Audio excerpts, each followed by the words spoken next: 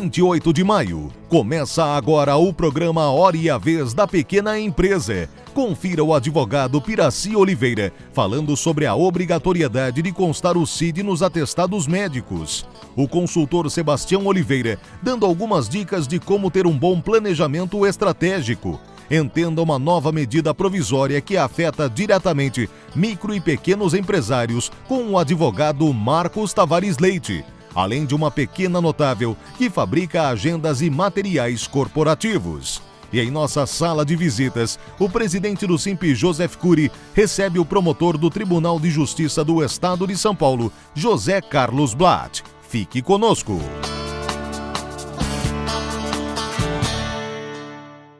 Entrou em vigor, a partir do dia 16 de março desse ano, uma lei que, entre outras disposições, concedia ao devedor tributário, ao contribuinte que devia impostos ao governo federal, o direito de buscar a quitação desses tributos, oferecendo bens imóveis em dação e pagamento.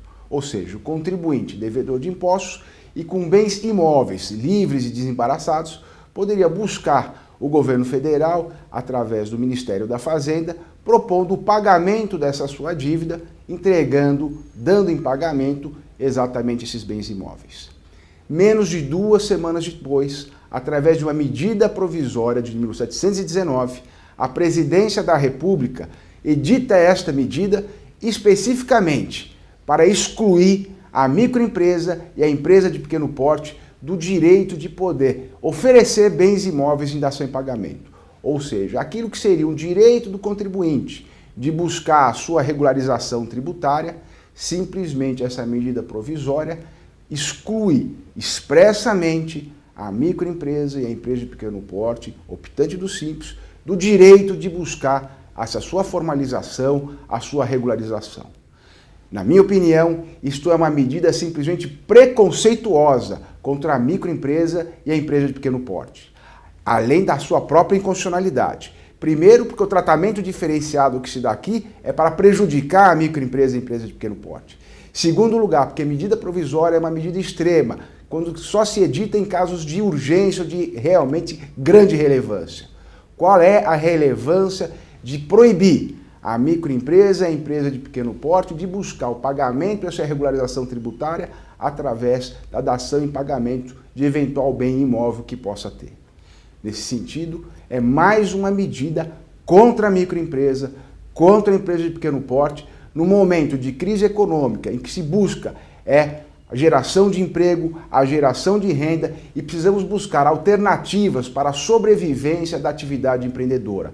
Essa a real geradora de emprego e renda. Portanto, vamos trabalhar com afinco para que essa medida provisória, ou pelo menos esse item da medida provisória, não possa ser aprovado. Nós precisamos nos preocupar com a defesa da microempresa e da empresa de pequeno porte, e não em buscar alternativas para preterir direito dessa categoria econômica.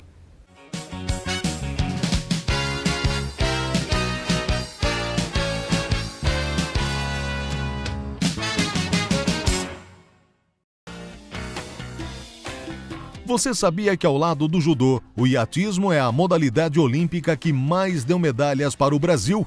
No total foram 16, sendo 6 de ouro, 3 de prata e 7 de bronze. Em 1968, nas Olimpíadas do México, o brasileiro Reinaldo Conrad se tornou o primeiro medalhista olímpico da história do país na modalidade, quando conquistou o bronze. Essa, você sabia? O advogado Piraci Oliveira, nesta semana, trata de um assunto muito importante: a obrigatoriedade de constar o CID, Código Internacional de Doença, nos atestados médicos. Fique atento. Essa questão justificativa de ausência sempre foi um grande transtorno na relação empregado-empregador, quando é que a falta é abusiva, quando a falta é justificável. Muitas empresas, com o fito de inibir atestados médicos inidôneos ou uma relação um pouco mais flexível da concessão das justificativas, passaram a exigir que nos atestados, para que houvesse a justificativa da ausência, constasse o motivo do afastamento, leia-se a doença. Então, tecnicamente, qual é do ponto de vista médico, clínico, a razão pela qual houve o afastamento? Muito bem, essa questão tomou uma proporção tamanha que muitos contratos, muitos acordos coletivos passaram a constar essa exigência no próprio texto normativo. Então, acordos entre empresas e sindicatos passaram a exigir que o atestado médico, para ser aceito pela empresa, deveria constar o CID. Muito bem, empregados e sindicatos, contrários a essa questão, procuraram a Justiça do Trabalho e o TST, junto com o Ministério Público do Trabalho, firmaram um posicionamento de que seria ilegal, seria abusiva a exigência da CID. E existe, obviamente, uma justificativa técnica bastante plausível. Algumas doenças são de caráter eminentemente pessoais e até eu diria sigilosos. Então, há pacientes que não gostariam, há empregados pacientes que não gostariam de deixar transparecer para os seus colegas que possuem algum tipo de problema. Entendeu o TST que a exigência do Código Internacional de Doença violaria, por primeiro, o Código de Ética Médico, que determina que o médico mantenha sigilo na relação médico-paciente, mas em especial a privacidade do empregado.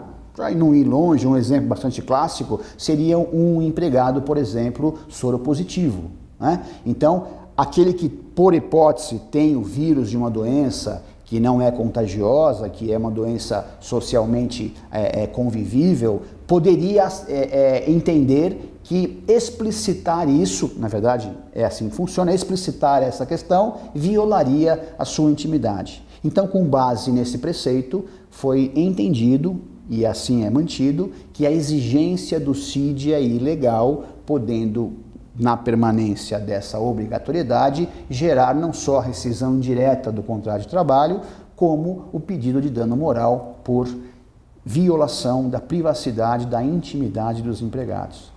Fica aqui a dica, até o próximo programa. Muito obrigado.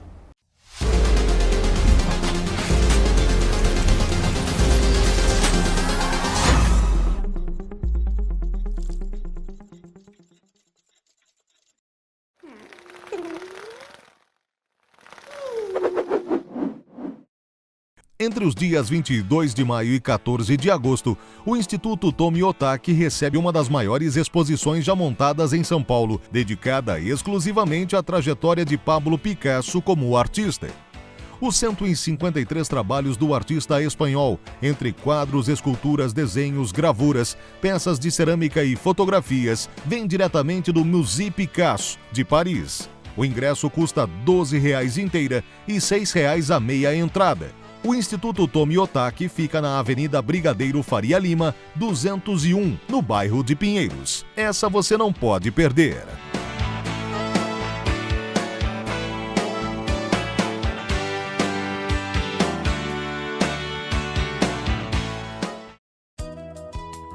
Conheça a parceria FIPECAF no cartão Simp de benefícios.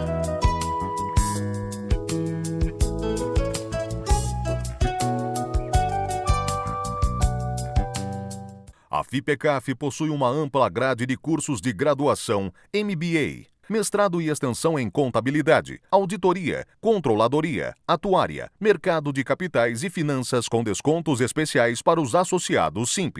Para saber mais, ligue 11 2184 2020 ou acesse o site www.fipecaf.org. Entrevista da semana.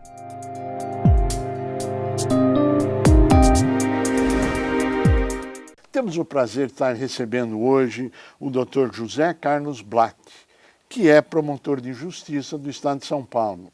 Um homem que tem uma história de vida e casos muito concretos e interessantes que nós vamos ver no nosso programa de hoje. É um prazer tê-lo conosco. É um prazer estar aqui contigo, Cury, para falar um pouquinho a respeito dos nossos casos e do Ministério Público de São Paulo. Muito obrigado, é uma honra tê-lo conosco. O senhor foi um dos iniciantes ou um dos principais indutores de um processo onde o Ministério Público fazia investigação e começou lá na década de 90.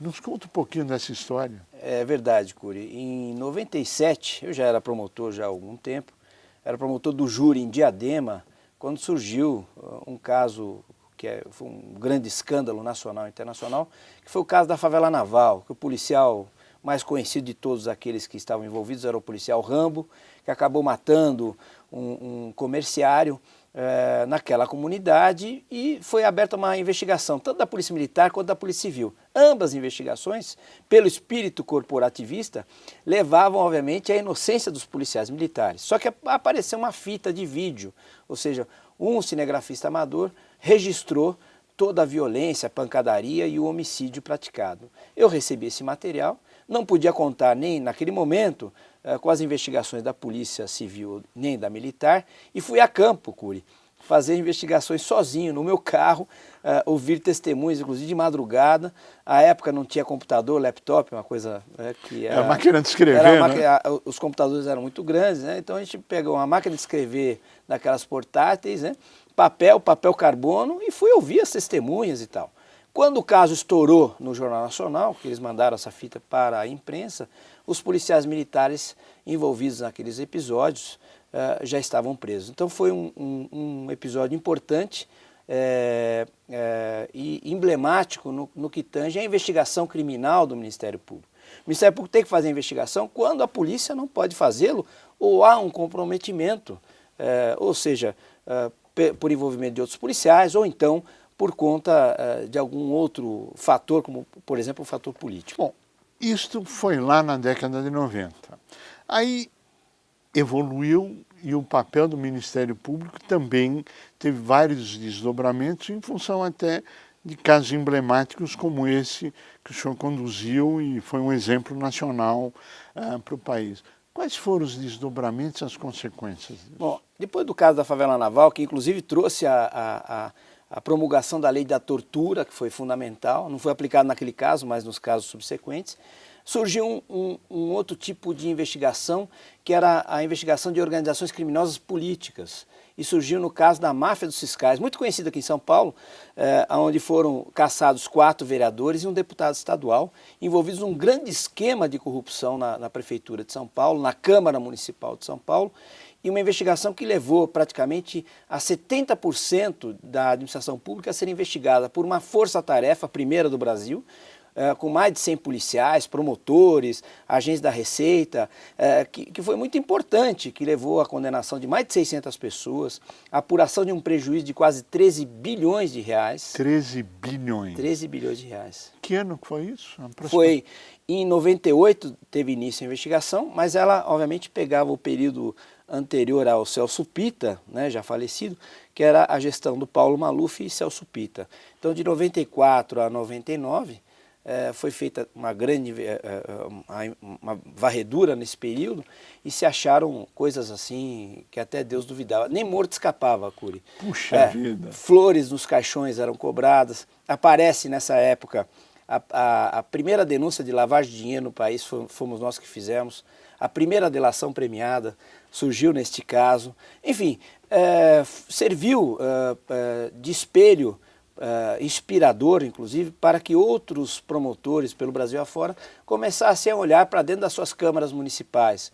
Que ninguém mora, Cury, na União, ninguém mora nos estados. É verdade. Nós moramos nos municípios. Começa no município, é isso mesmo. E aí foi indo. Bom, aí o Ministério Público continuou evoluindo e teve PEC 37. Ao longo dos anos, pelo papel que o Ministério Público tem desenvolvido e a sociedade, o telespectador que está nos assistindo sabe disso, o Ministério Público tem sido alvo de constantes ataques por parte dos políticos que não querem que o Ministério Público tenha essa desenvoltura. Então nós tivemos, inclusive o Zé Dirceu, que foi preso, condenado no Mensalão e agora preso e condenado no Petrolão, lançou a uma época no governo Lula, queria lançar uma lei que era exatamente a lei da mordaça, amordaçar nós do Ministério Público, vocês da imprensa, os meios de comunicação como um todo. Não passou. E de repente, em 2012, 2013, ressuscitaram a possibilidade de ceifar a investigação por parte do Ministério Público através da PEC 37. E as ruas, a sociedade civil saiu às ruas por conta das tarifas de ônibus, etc. Foi um movimento meio heterogêneo e entre as reivindicações da sociedade é que não se calasse o Ministério Público. E agora o Ministério Público devolve à sociedade, com essa grande operação, juntamente com a Polícia Federal e outros órgãos, a Operação Lava Jato e tantas outras frentes de investigação que são feitas não só em São Paulo, mas pelo Brasil afora, pelos Ministérios Públicos Estaduais. A Operação Lava Jato começou em São Paulo? A Operação Lava Jato começa, na verdade, em Curitiba. Nós participamos de algumas coisas que estão coincidentes com a Operação Lava Jato. Eu tive o caso da Bancop, a Cooperativa Habitacional dos Bancários, criada pelo Sindicato dos Bancários, em que mais de 7.000 famílias foram ludibriadas. Foi um verdadeiro estelionato enorme, que atingiu várias famílias que não receberam as suas unidades habitacionais e era presidida pelo João Vacari Neto, que passou a ser tesoureiro nacional do PT. Quando eu denunciei o Vacari por esses crimes da Bancop, ele já era tesoureiro nacional, secretário nacional de finanças do PT, em 2010, e eu não sabia que ele era operador do Petrolão, né? E agora, em 2015, o Sérgio Moro pediu informações, os colegas da Lava Jato pediram informações, nós encaminhamos, e um dos fundamentos que levou à prisão do Vacari, no caso da Lava Jato, foi exatamente o processo criminal da Bancop. E, no final, agora a Bancop ressurge novamente na história, com o Solaris, o edifício Solaris, onde a família Lula tem um triplex e obviamente, ocultou esses bens durante muito tempo e se percebe que é uma grande coincidência, porque a Bancop passa os seus empreendimentos para uma empreiteira que nunca atuou nesse ramo de habitação popular, que é a OAS, que na verdade estava atrelado ao Petrolão. Então, ao final das contas, Cury, o que nós percebemos é o seguinte: todos esses casos eles passam a ter uma interatividade porque os membros da organização criminosa são coincidentes. Agora, o Ministério Público Estadual dos vários estados e o da União, pelo que a gente pode depreender, e se tivermos errados, por favor, nos corrija, de uma forma direta ou indireta, trabalham em conjunto? Olha, o Ministério Público é uno e indivisível, né? Assim, na acepção. Obviamente que os Ministérios Públicos Estaduais cuidam de questões que são de atribuição e, obviamente, da competência jurisdicional dos juízes estaduais. E o Ministério Público Federal, dos juízes federais. Então, vamos supor um homicídio, é do Ministério Público do Estado, né, ou da cidade onde se praticou o crime. Mas vamos supor que haja um desvio de recursos de uma empresa pública federal. É do Ministério Público Federal. É o caso, por exemplo, do Petrolão. Então, é o MPF que está à frente. Mas nós conversamos, nós interagimos, nós temos obviamente uma rede de contatos e naquilo que é possível, claro, auxiliamos, colaboramos e cada um dentro da sua área de atribuição. Mas o senhor também conduziu talvez um dos primeiros processos de pirataria. É verdade. Isso é real? É real. Cury, o que aconteceu foi o seguinte: eu era do grupo de combate ao crime organizado em São Paulo, levei a minha chefia que era importante combater a pirataria e eu vi havia muita resistência do Ministério Público dizendo o seguinte: esse é um problema das empresas, da indústria, é a contrafação de marcas e efetivamente os crimes são de ação penal privada, regra geral.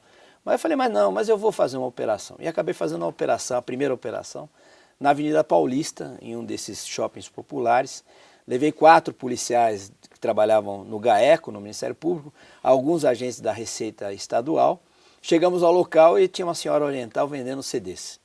Aí abordamos, né? Falei, a senhora está vendendo CD pirata. Falou, de novo aqui, polícia já passou essa semana, já levou R$1.000, já levou 1.000 CDs. Falei, a senhora não está entendendo, a Ministério Público a senhora está presa.